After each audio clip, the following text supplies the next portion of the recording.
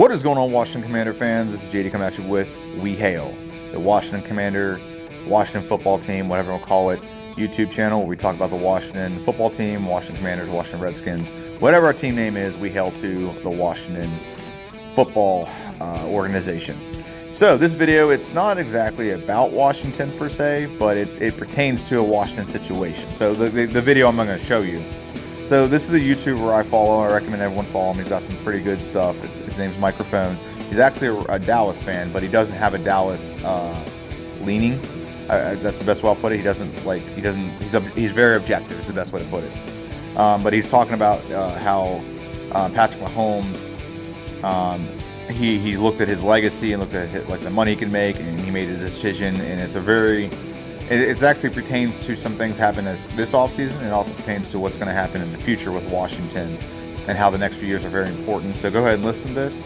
Just gave a legacy-defining interview that I don't believe I've ever seen any quarterback in the NFL ever give. It's not about being the highest-paid guy. It's not about making a ton of money. I've made enough money where I'll be set for the rest of my life. I've always said I worry about legacy and winning rings more than making money at this moment. Whenever you see some of the best quarterbacks in the NFL, they typically win their Super Bowls when they're either severely underpaid or on rookie-scale contracts. That's a huge reason why you typically don't see those quarterbacks in the Super Bowl again. I mean, look at Aaron Rodgers. He won a Super Bowl with the Packers within a few years of starting for them. And then following that, he came short of the Super Bowl each and every year ever since. Russell Wilson hasn't been back to the Super Bowl ever since signing a contract extension. Tom Brady has the most Super Bowls out of every team and every player. Why do you think that is? He was notorious for taking below the market contracts because he could. He was married to a very successful supermodel / entrepreneur.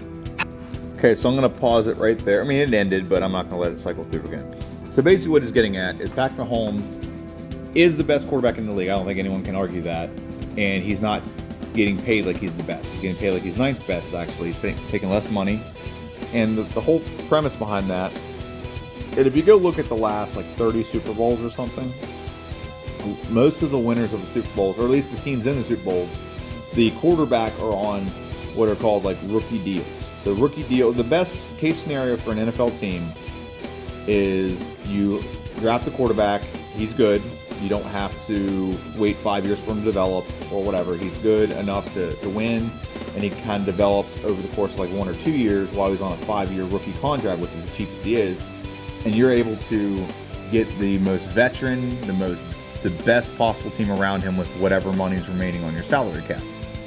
And then, so if you look at the past 30 Super Bowls, a lot of teams that are in the Super Bowl or win the Super Bowl have this formula where they have a quarterback on a rookie deal. It's not making top dollar, so the team around him is the best possible team available, which is kind of ass backwards, honestly.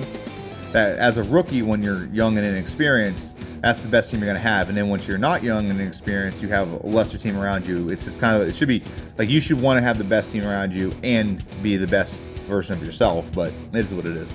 So that's the best formula to win in the NFL. I think I even heard somebody, I don't remember who it was, say a very extreme formula is just draft a quarterback 5 years on a rookie deal, have the best team possible, release that quarterback, go draft another one. I don't think that's good because you can't always hit on quarterbacks, but the premise itself stands. And Patrick Mahomes did what Tom Brady did. He didn't take the top dollar because he knows that if he takes top dollar, you can't afford Travis Kelce, who's the best tight end in the league. You also can't afford to have a good offensive line. Your defense will suffer. Everything around you will deteriorate if you take top dollar.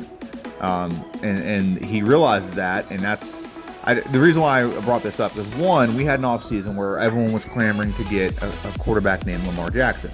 Do not get me wrong and do not parse my words. Lamar Jackson is a very dynamic player, a very dynamic quarterback, and we would have been a better football team with him. However, the quality of the talent around him would have diminished. Okay, and this is one reason why I don't think he should, I get why the Ravens were hesitant to re-sign him, because on his rookie deal, the best possible team around him has always been there. Great defense, good offensive line. He's had decent running backs. They've been hurt a lot. The only thing I will say is he had a good tight end too. The only thing I say he didn't have great was receivers. But I digress. But the best possible team around him, talent-wise, is put around you when you're a rookie. And when he was a rookie, they only won one playoff game in the 5 years that he started. So it's not exactly a roaring endorsement to sign him long term, and I think he will be signed long term, and he did, and he's worth the money. But the problem is the rest of the team around you is going to suffer.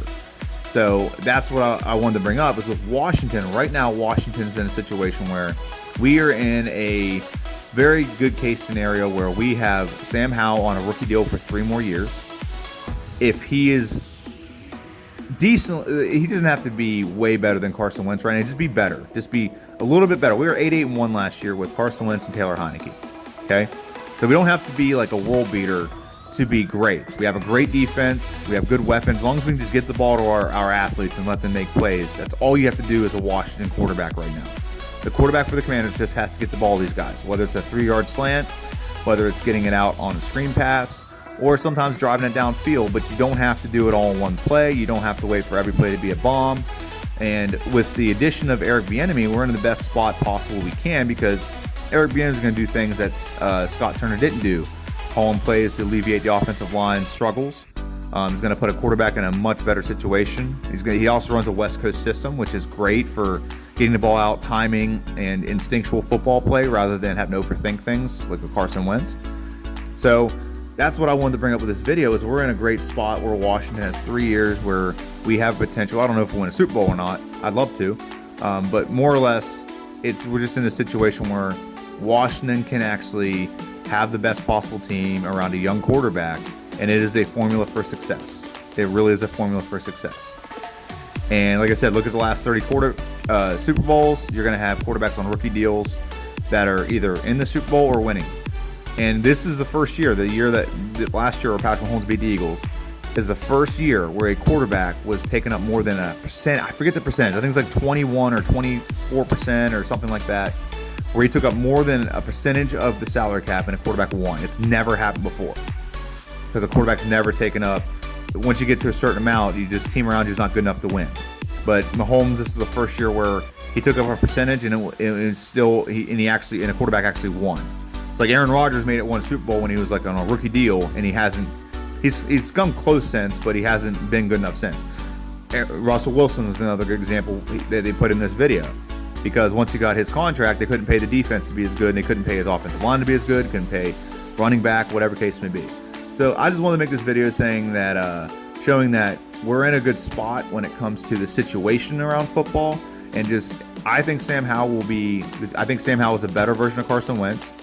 He's better than Taylor Heineke. I think we can all agree on that. And I was kind of hoping last year, and it wasn't hoping like I wanted this to happen, like someone to get hurt. I just wanted something to happen, like maybe someone got sick. Like I was hoping Taylor Heineke, whenever Carson Wentz went down with his broken hand or whatever it was, I was hoping that Taylor would get like the flu or have to sit out a game because he's he's sick or something. I didn't want him to get hurt. Don't get me wrong, but I was just hoping for a scenario where somehow Sam Howell would start.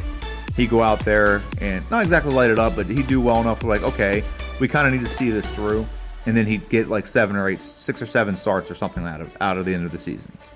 And we go into the playoffs with a rookie quarterback who has some experience. But we ended up getting one game, and the one game he played wasn't bad, but they didn't play the game to showcase Howell and see what he did. They played the game to win and be conservative and protect him a little bit. He only threw the ball 19 times.